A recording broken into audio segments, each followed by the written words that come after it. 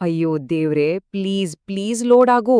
Network ಯಾಕೆ ಸಿಗ್ತಿಲ್ಲ, reels open ಆಗ್ತಿಲ್ಲ, ವಾಟ್ಸಾಪ್ ಮೆಸೇಜ್ ಹೋಗ್ತಿಲ್ಲ, ಸ್ಕ್ರೀನ್ ಫ್ರೀಸ್ ಆಗೋಗಿದೆ. ಯಾರನ್ನಾದ್ರೂ ಕರೀರಿ, ಫೋನ್ ಹ್ಯಾಂಗ್ ಆಗ್ಬಿಟ್ಟಿದೆ ಅನ್ಸುತ್ತೆ. ಇನ್ಸ್ಟಾಗ್ರಾಮ್ ವರ್ಕ್ ಆಗ್ತಿಲ್ಲ ಅಂದ್ರೆ ಇರೋದಾದ್ರೂ ಹೆಂಗೆ? ಇವತ್ತು ನಮ್ಮ ಈ ವಿಶ್ಲೇಷಣೆಯಲ್ಲಿ ಮಾತಾಡ್ತಿರೋದು ಇದೇ ವಿಷಯದ ಬಗ್ಗೆ. ಆ ಆತಂಕ, ಆ ಗಾಬರಿ, ನಮ್ಮ ಫೋನ್ ಕೆಲ್ಸ ಮಾಡದೆ ಇದ್ದಾಗ ನಮ್ಗೆಲ್ಲರಿಗೂ ಆಗೋ ಅದೇ ಭಯಾನಕ ಅನುಭವ.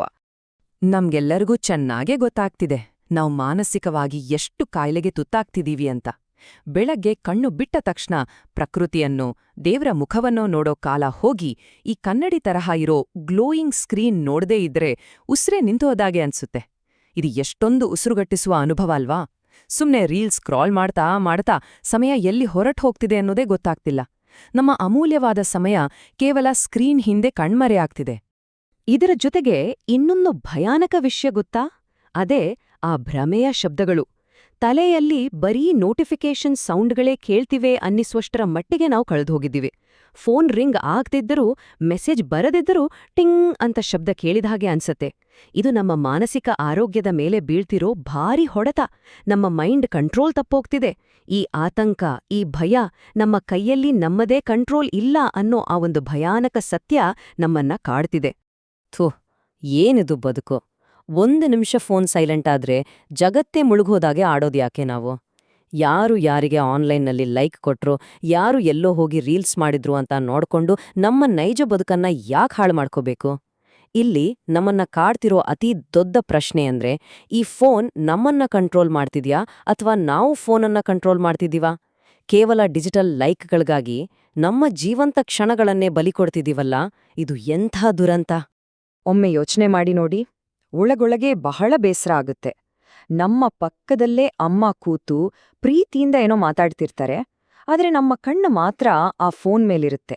ಅವ್ರು ಹೇಳ್ತಿರೋದು ನಮ್ಮ ಕಿವಿಗೆ ಬೀಳ್ತಾನೇ ಇರಲ್ಲ. ಹೆತ್ತಮ್ಮನ ಮುಖ ನೋಡೋ ಬದಲು ಆ ನಿರ್ಜೀವ ಡಿವೈಸ್ ಮೇಲೆ ನಮ್ಗಿರೋ ಗೀಳು ಎಷ್ಟೊಂದು ಶೋಚನೀಯ ಅಲ್ವಾ? ಪಕ್ಕದಲ್ಲಿರೋ ಆ ಜೀವಂತ ಪ್ರೀತಿಯನ್ನೇ ನಿರ್ಲಕ್ಷಿಸಿ ವರ್ಚುವಲ್ ಪ್ರಪಂಚದಲ್ಲಿ ಕಳೆದುಹೋಗಿರೋ ನಮ್ಮ ಸ್ಥಿತಿ ನೋಡಿದ್ರೆ ನಿಜಕ್ಕೂ ಅಳುಬರುತ್ತೆ.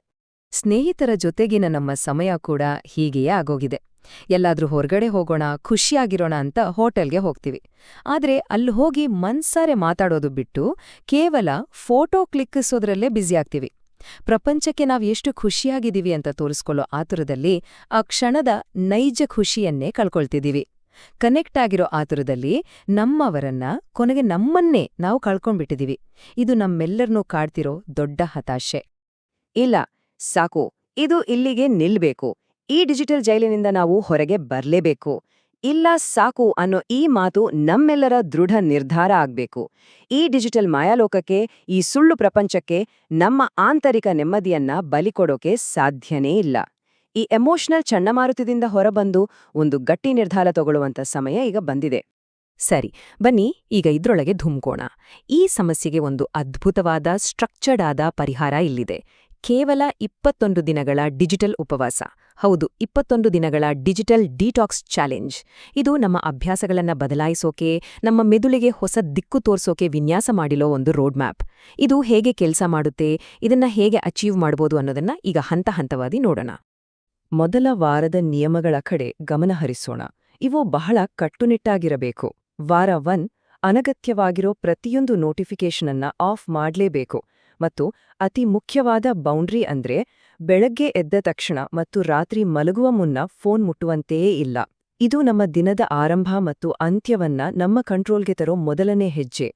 ಮತ್ತು ಇದು ಅತ್ಯದ್ಭುತವಾಗಿ ವಿವರಿಸುವುದು ಏನೆಂದರೆ, ನಮ್ಮ 2ನೇ ವಾರದ ಗುರಿಯನ್ನ, ಸ್ಕ್ರೀನ್ ಟೈಮನ್ನ ನೇರವಾಗಿ 50% ಕಡಿತಗೊಳಿಸುವುದು. ಅಂದ್ರೆ ಲಿಟ್ರಲಿ ಅರ್ಧಕ್ಕರ್ಧ ಕಟ್. ಸೋಷಿಯಲ್ ಮೀಡಿಯಾ ಆಪ್ಗಳಿಗೆ ಲಾಕ್ ಹಾಕಿ, ಫೋನ್ ನೋಡೋ ಬದಲು ಆ ಸಮಯವನ್ನ ಪ್ರಕೃತಿಯನ್ನ ನೋಡಕ್ಕೆ ಬಳಸಿ.